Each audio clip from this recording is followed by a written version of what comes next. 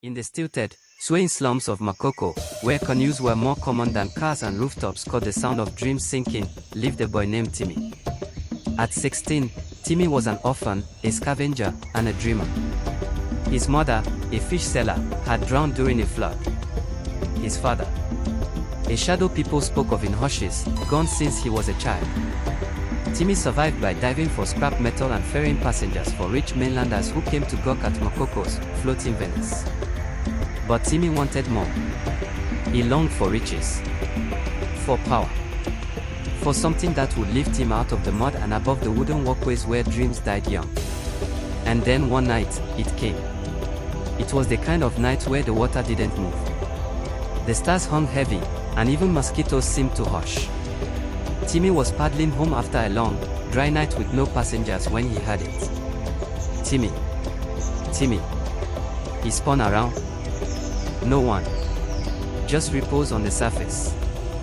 Then, in the reflection of the water, he saw a market. Not just stores, golden lights, floating canopies, smoke curling from bronze pots, and people with no shadows battering with creatures with eyes like lanterns. He blinked. Gone. The next morning, Timmy went to the oldest woman in Makoko, Mama Yemesi, whose white eyes saw more than most. "You saw the market, didn't you?" she said before he could speak. Timmy nodded, voice dry. "What is it?" She spat kola nut into a rusted tin. "Ojo El Makoko, the midnight market. It appears once a year, when the canal drinks moonlight. It's not for you, child." "Why?" "Because nothing there is free. Even if it says so. They'll offer you wealth, food, fame. But the price will be your essence, your laughter, your memories, your very soul." Timmy laughed. "I don't have much soul left." She sighed. "You have more than you know."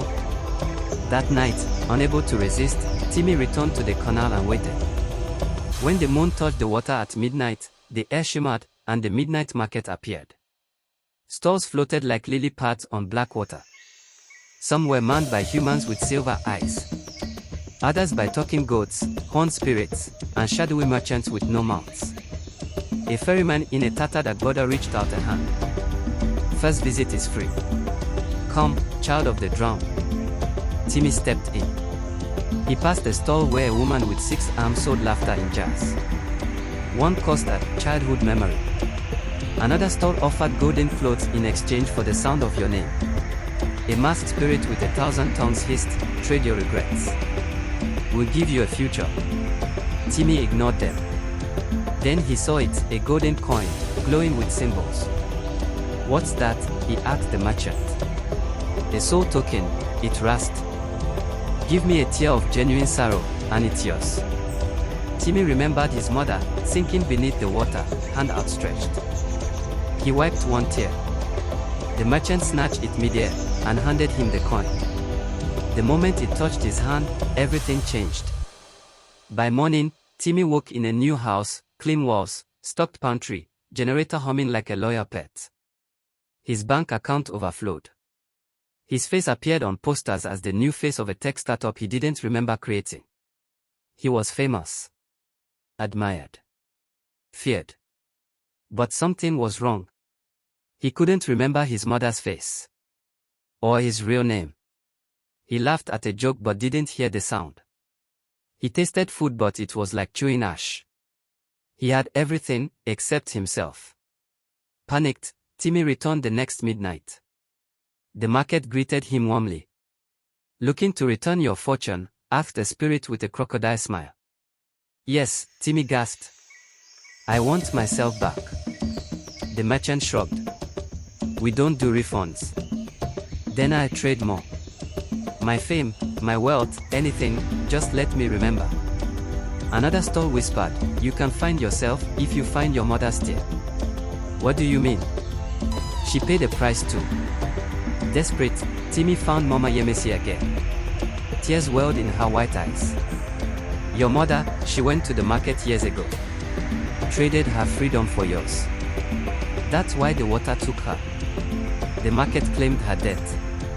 Timmy fell to his knees. "So she knew." She always did. Love sometimes buys with blood.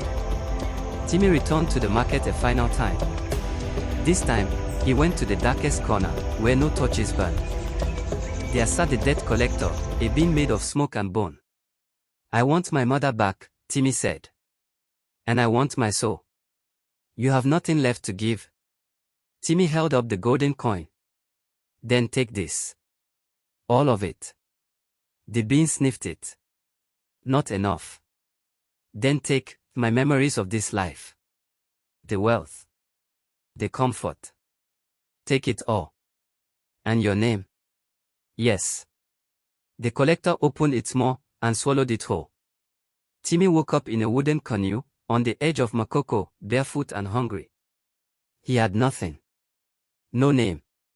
No voice. No past. But in the distance, a woman's lullaby floated across the canal. He turned and smiled. Because somehow, he remembered her face.